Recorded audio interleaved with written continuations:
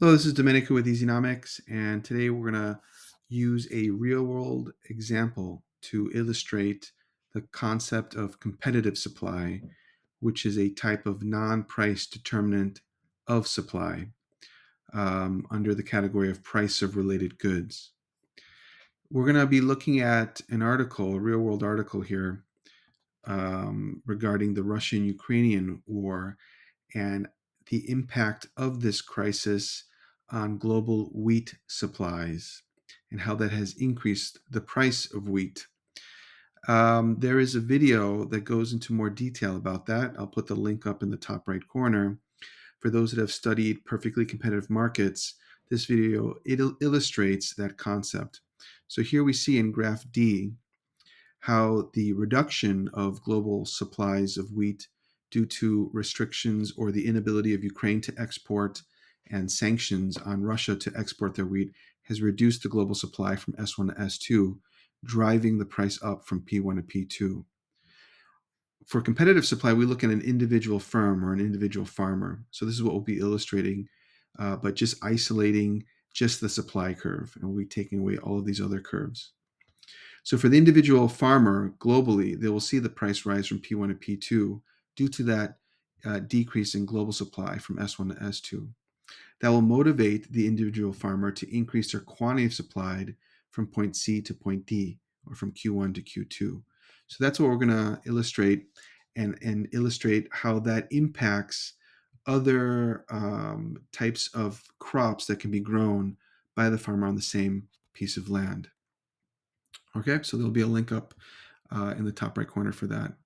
There is another video that illustrates this, going over competitive supply with the examples of wheat and corn, how an increase in the price of wheat increases the quantity supplied and thus reduces the supply of corn on the same farm. So there'll be a link in the top right corner as well. So again, this is an excellent article that discusses this crisis, the impact on the global supply. There'll be a link to this article in the video notes below. And in this article, when you scroll down, here it provides some options that might be available to the country of Egypt. So Egypt is quite vulnerable, quite exposed to volatile wheat prices. They're very dependent on imports from Ukraine and Russia. Wheat is a significant component of the diet of Egyptians. So that's what the article highlights. And here it's looking at, in these two paragraphs, what options are there for Egypt to get wheat imports into the country. It mentions that wheat producers in South America at this time, which includes Argentina, had some surpluses of wheat from last year's harvest, but it's difficult for other countries to expand their wheat production in the short run, which would mean that the price elasticity of supply for the curve is inelastic due to length of time. It takes time to plant and grow wheat. It mentions here that about 95% of the wheat produced in the European Union, about 85% of that produced in the United States, has already been planted in the fall, and it takes time to grow that. So there's little options to increase the global supply in the short run. In addition, it mentions here, just is going to be the example that we'll be applying in our model. It highlights that wheat competes with crops such as maize, soybeans, rapeseed, and cotton. So there's an immediate and clear illustration of competitive supply, wheat competing with these other crops. So that's going to be the model, the example we're going to be using in our model. So as wheat prices rise, it incentivizes farmers to increase their quantity supply and will incentivize farmers to reduce their production of maize, soybeans, rapeseed, and cotton. Let's look at the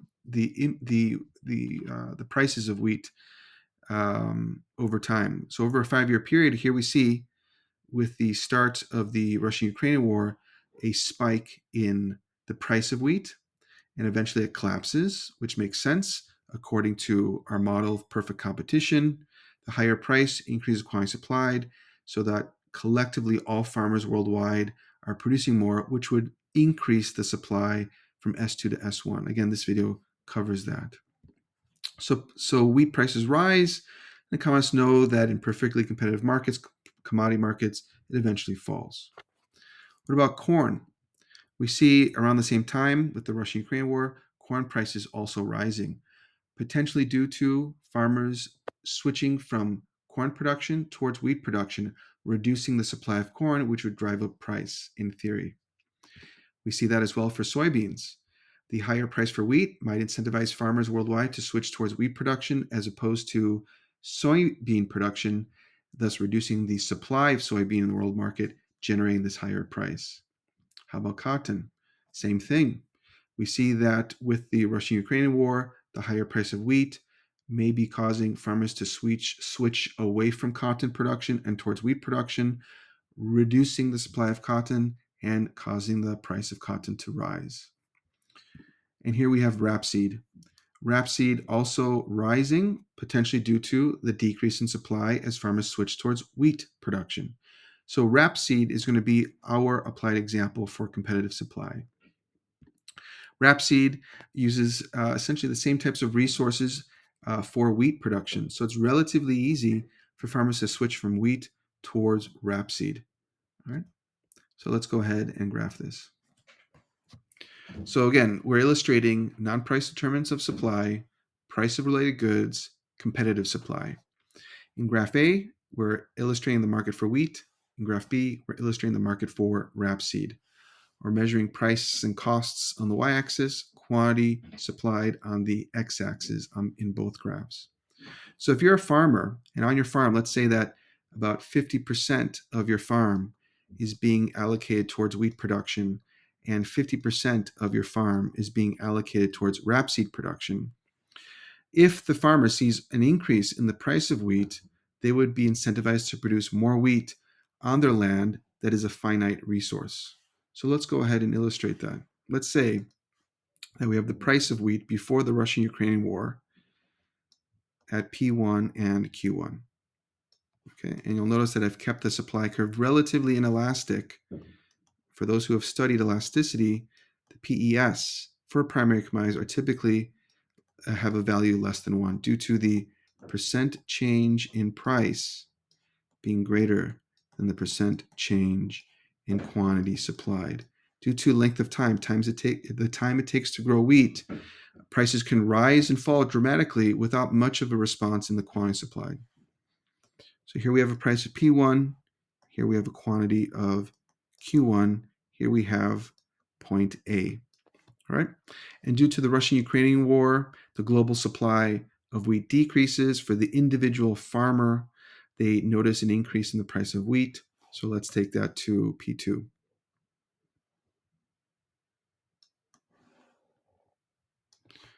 Price rising from P1 to P2, quantity supplied increasing from Q1 to Q2. So we notice that the change in price is greater than the change in the quantity supplied because it takes time to grow wheat. So the farmer is going to increase their quantity of supply along their supply curve from point A to point B. In order to increase their quantity supplied, they're going to have to reduce rapeseed production. So let's say that they're now going to allocate 75% of their land towards wheat production.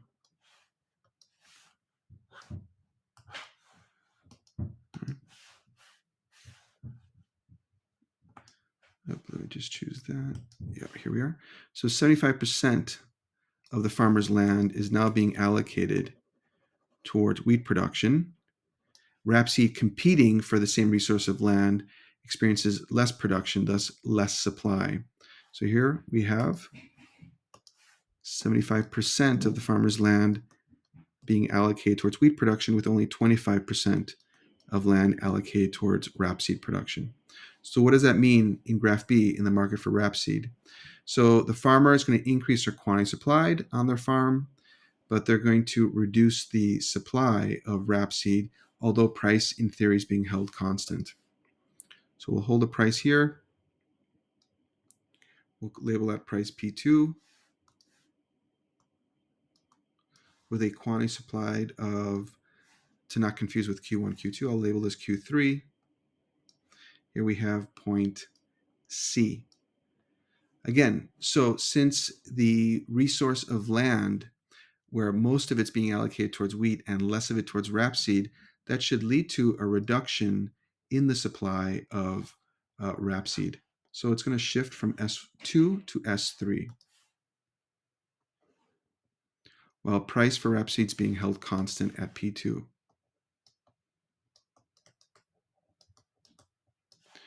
That takes us from point C to point D, from Q3 to Q4.